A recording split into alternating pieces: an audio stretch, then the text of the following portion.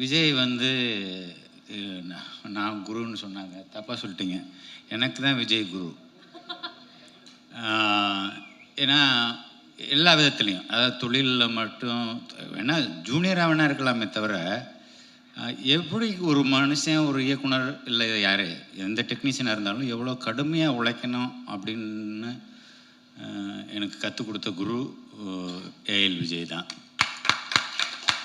ஒரே வார்த்தையில் சொல்லணும்னா அவன் எனக்கு தாய்மானவன். என்னோட நல்லது கெட்டது எதுவாக இருந்தாலும் முதல் ஆளாக வந்து நின்று அதில் பங்கெடுத்து உடன்பிறப்பா, நானே சொல்லிட்டேன் தாய்மானவன்னே சொல்லிட்டேனே, அது மாதிரி தாயும் தகப்பனுமா இருந்து என்னை பார்த்துக்கிறவன். அவன் எப்போவுமே நல்லா இருக்கணும்னா நான் என்ன நினைக்கிறேன், நானும் அவனை நினைக்கிறேன்றது 100% ரொம்ப மனப்பூர்வமாக சொல்லிக்கிறேன், விருப்பப்படுறேன். அப்புறம் ஹாரிஸ் 25 சந்தோஷம். தயாரிப்பாளர்கள், புதுமுக நடிகர்கள் 2 பேருமே. அதில் அந்த ஏதோ ஒரு டைலாக் சொல்கிறீங்களே அந்த பொண்ணு, அது நிம்மதியாக தூங்குறன்னு சொன்னது. அப்புறம் நிம்மதியாக தூங்கி எழுந்தால் அது சரியாயிடும். தூங்கி எழுந்தால் சரியாயிடும். ஆனால் தூங்காமே ஒரு மனுஷன் வேலை பார்த்துட்டு இருக்காருன்னா அது ஏஎல் விஜய் தான். அதே மாதிரி ஆர்எஸ் ஜெயராஜையும் கேள்விப்பட்டிருக்கேன். நான் அவர் கூட ஒர்க் பண்ணதில்லை, கேள்விப்பட்டிருக்கிறேன். அவரும் வந்து எந்த நேரத்தில் எந்திரிச்சு ஸ்டுடியோவுக்கு வருவார், எந்த நேரத்தில் வந்து அவருக்கு ரெடி பண்ணிவிட்டு கூப்பிடுவாருன்ற மாதிரிலாம் சொல்லுவாங்க. அவருக்கும் என்னுடைய முதல் வாழ்த்துக்கள். நடிகர்களுக்கு எல்லாருக்கும் முதல் வாழ்த்துக்கள். மேடம், நான் உங்களை கவனிக்கலை வெளிச்சத்தில். உங்களோட நான் மிகப்பெரிய ரசிகன். மதையானை கூட்டம் பார்த்ததுக்கப்புறம் அதில் ஒரு காட்சி ஒன்று வரும், விஜிமால்ல ஒரு காட்சி ஒன்று வரும்.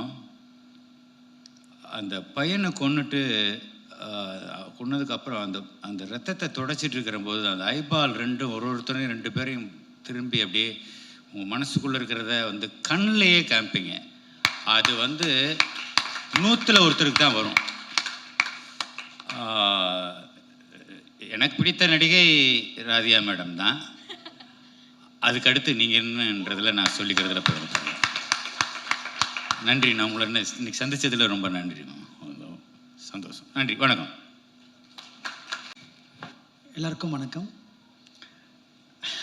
ரொம்ப ஒரு எமோஷ்னலான மூமெண்ட்டாக தான் இருக்குது. ஃபஸ்ட்டு வந்து பாலா சாருக்கு ரொம்ப நன்றி சொல்லிக்கிறேன். சார் இங்கே வந்தது ரொம்ப ரொம்ப எப்படி நன்றி சொல்லணும்னு தெரியல சார். நீங்கள் வந்து இந்த படத்தை வந்து என்கரேஜ் பண்ணதுக்கும் எங்களை வாழ்த்துனதுக்கும் ரொம்ப ரொம்ப நன்றி சார். ரொம்ப பெரிய வார்த்தை சொன்னீங்க சார், அதெல்லாம் கிடையாது சார். உங்கள் படங்கள் பார்த்து அந்த பாதிப்புலாம் நாங்கள்லாம் வந்திருக்கோம்.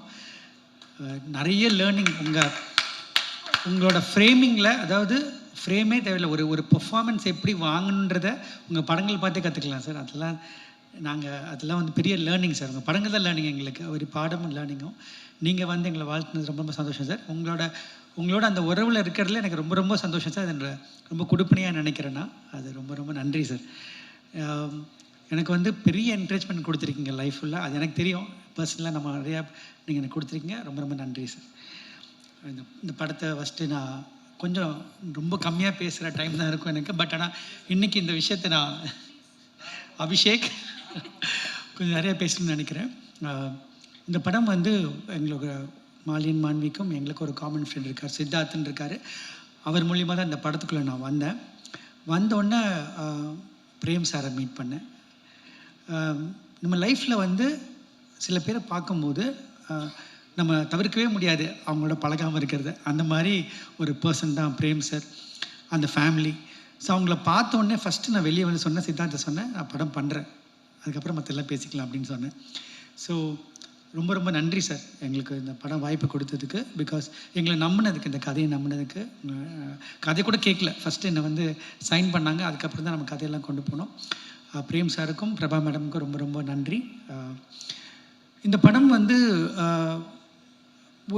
ஒரு மாலியன் மாண்டி மாதிரி ஒரு ப்ரொடக்ஷன் ஹவுஸ் வந்து தமிழ் சினிமாவுக்கு இன்றைக்கி ரொம்ப ரொம்ப தேவையான ஒரு ப்ரொடியூசர்ஸ். அதை நான் ஏன் ரொம்ப இன்சிஸ்ட் பண்ணி நான் சொல்கிறேன் அப்படின்னா, நான் அதை எக்ஸ்பீரியன்ஸ் பண்ணேன். ஸ்காட்லாண்டில் படம் பண்ண போகும்போது ஒரு தவிர்க்க முடியாத காரணத்தினால ஜியாவோட விசா கிடைக்கல, லண்டனுக்கு ஸ்காட்லாண்டில் வர்றதுக்கு யூகே விசா கிடைக்கல. நாங்கள் எல்லாம் போய் இறங்கிட்டோம். ஆனால் ஜியா தான் அந்த படத்துக்கு வேணும்னு எங்கள் எல்லாருக்குமே தெரியும். ரொம்ப டக்குன்னு ஆல்டர்னேட் பார்க்கணும் கூட முடிவு பண்ணிட்டோம். ஆனால் அப்போ வந்து எனக்கு நான் பிரேம் சாருக்கு ஃபோன் பண்ணியிருந்தேன். அப்போது என்ன ஒரு டைலமில் இருந்தோம். ஏன்னா ஒரு பெரிய க்ரூவை போய் இறங்கியாச்சு, அந்த 30 நாள் ஷெட்யூலுக்கு ஹோட்டல் பே பண்ணியாச்சு, லொக்கேஷன் பே பண்ணியாச்சு, எல்லாமே முடிஞ்சிருச்சு. இப்போது படம் ஹீரோயின் இல்லாமல் நாங்கள் எல்லாம் அங்கே இருக்கோம். வேறு அவசரத்தில் யார் வேணால் போடலாம்.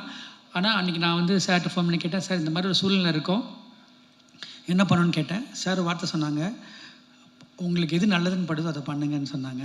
அதுதான் ஒரு மிகப்பெரிய ஒரு இந்த படத்தை வந்து இந்த அளவுக்கு வந்திருக்குன்னா அது மிகப்பெரிய காரணம்னு நான் நினைக்கிறேன். ஏன்னா வந்து ஒரு சப்போர்ட், ஒரு இந்த மாதிரி ஒரு கண்டென்ட்டை ஒரு ஃப்ரெஷர்ஸை வச்சுட்டு ஹாரிஸ் சார் மாதிரி ஒரு லெஜண்டோட உள்ளே கொண்டு வர்றதுன்றது ஒரு நல்ல ப்ரொடியூசர், தயாரிப்பாளர் வேணும். அப்போ தான் வந்து நம்ம அதை எடுக்க முடியும். அதுக்கு மிகப்பெரிய ஒரு சப்போர்ட் மாலியன் மாண்வி. அதுக்கப்புறம் ஒரு சின்ன இன்சிடென்ட் நடந்தது ப்ராசஸில்.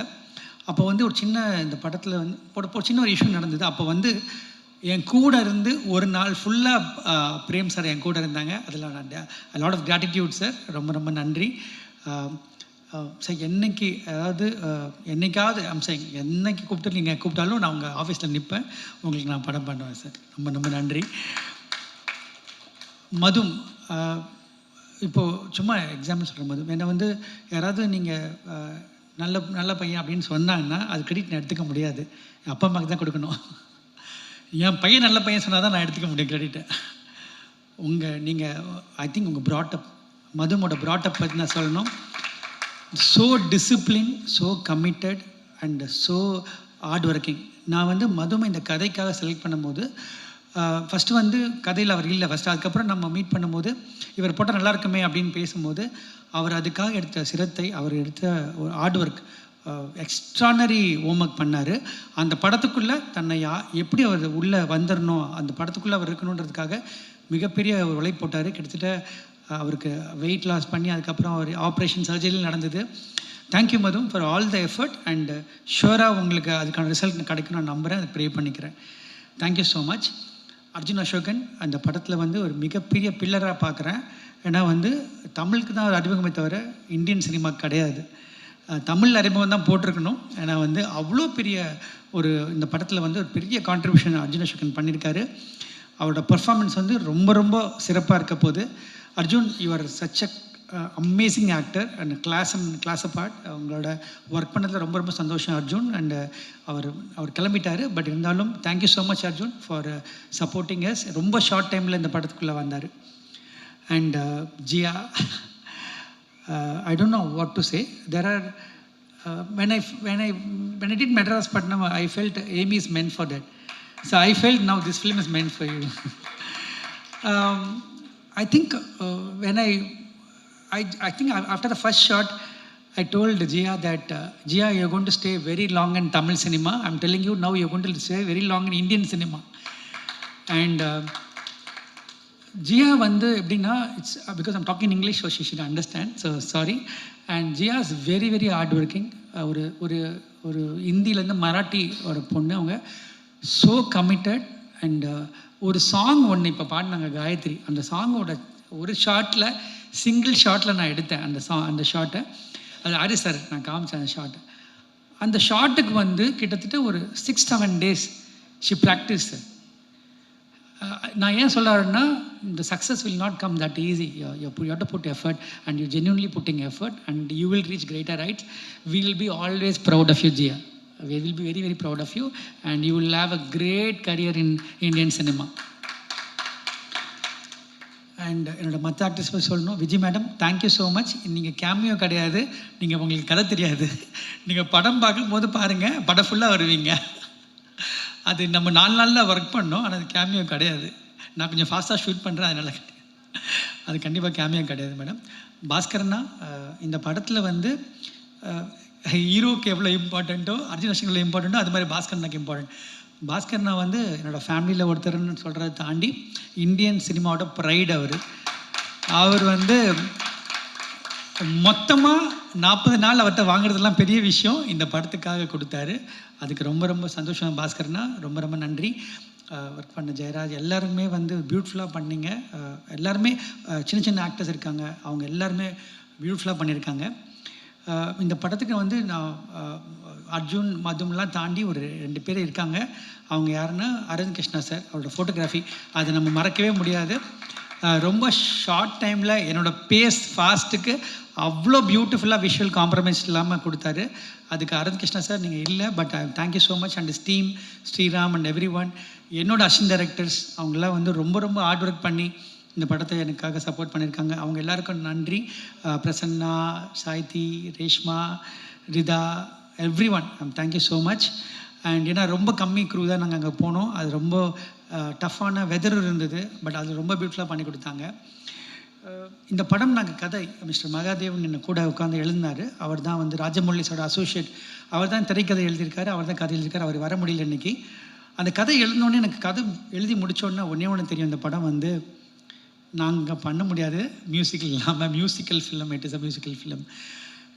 நான் ஃபஸ்ட்டு வந்து சொன்னது பிரேம் சார்கிட்ட போயிட்டு, சார் ஹாரிஸ் சார் பண்ணால் சூப்பராக இருக்கும், ப்ளீஸ் பேசுங்க அப்படின்னு. நான் வந்து சாரோட வந்து ரெஸ்பெக்ட் ரொம்ப ஜாஸ்தி ஹாரிஸ் சார் மேலே எனக்கு. ஏன்னா அவரோட மியூசிக்கை நம்ம வந்து எல்லோரும் சொல்கிற மாதிரி நான் பார்த்து வளர்ந்து சொல்ல முடியாது. Sir we are a big fan of you. First நாங்கள் வந்து எல்லாருமே ஒரு பெரிய ஃபேன், உங்களோட பெரிய ஃபேன். ஸோ உங்களோட நாங்கள் பணியாற்றும் போது எங்களுக்கு வந்து அது ஒரு பெரிய பாக்கியமாக நினைக்கிறோம். என்னென்னா சார், ஒரு பெரிய லேர்னிங் சார் உங்களோட ஒர்க் பண்ணுறது. ஏன்னா ஒவ்வொரு சாங்குமே வந்து நீங்கள் படம் மாதிரி ட்ரீட் பண்ணுறீங்க. அதுதான் நான் டைரக்டராக நான் பார்த்த விஷயம். வனமகனில் ஒர்க் பண்ணும்போது அந்த கம்ப்ளீட் விஷயத்தை என்ஜாய் பண்ணேன். எனக்கு தெரியும் நான் என்ன மாதிரி எக்ஸ்பீரியன்ஸ்குள்ளே வரப்போகிறேன்னு எனக்கு தெரியும். நான் இந்த படத்தில் நான் வந்து ஒவ்வொரு சாங்குமே கிட்டத்தட்ட சார் வந்து 1 month எடுத்துக்கிட்டாங்க. அந்த 1 monthம் வந்து எவ்ரிடே 12 hours ஒர்க் பண்ணுறாங்க. சார் தான் கீபோர்டு வாசிக்கிறாங்க, சார் தான் சாங் லிரிக் எடுக்கிறாங்க, சார் தான் வந்து ஃபைனல் பண்ணுறாங்க எல்லாமே. So big pillar for the film. சரி, படம் முடிஞ்சிருச்சு, சாங் ஷூட் பண்ணிட்டோம். அதுக்கப்புறம் ரீரெக்கார்டிங்க்கு வந்து எத்தனை மந்த்னு சொல்ல முடியல, அவ்வளோ மந்த் வந்து ஒவ்வொரு சீனும் சார். ஐ திங்க் இந்த படத்தை வந்து பிஃபோர் ஆர்ஆர் ஆஃப்டர் ஆர்ஆர்னு பிரிச்சிடலாம். ஏன்னா அந்த அளவுக்கு இந்த படத்தை வந்து தாங்கி நிற்கிற இந்த படத்தோட ஹீரோ ஹாரிஸ் சார் தான். அது நான் வந்து மனசார சொல்கிறேன் சார். இந்த படம் வந்து நாளைக்கு வந்து என்ன இந்த படத்தோட always I believe one thing sir, no film can be right first day வந்து இது சூப்பர் ஹிட் படம்னு எழுத முடியாது நம்மளால். நம்ம பிலீவ் பண்ணுறது ப்ராசஸ் தான். அந்த ப்ராசஸ் தான் நம்ம பிலீவ் பண்ணுறோம். அது உங்களுக்கு தெரியும் சார், அது நம்ம சொல்கிறது. அந்த ப்ராசஸ் நம்ம கரெக்டாக பண்ணிட்டோம் நான் நினைக்கிறேன். அந்த ப்ராசஸ் நம்ம ரொம்ப சந்தோஷமாக ரொம்ப ஆனஸ்ட்டாக பண்ணியிருக்கோம். அதுக்கான ரிசல்ட் வந்து மக்கள் கொடுப்பாங்க நம்புகிறேன் சார். அவ்வளோதான். அந்த மாதிரி ஒரு கிரேட் மியூசிக் கொடுத்ததுக்கு எங்கள் டீம் சார்பாக நாங்கள் பண்ணிக்கிறோம் சார்.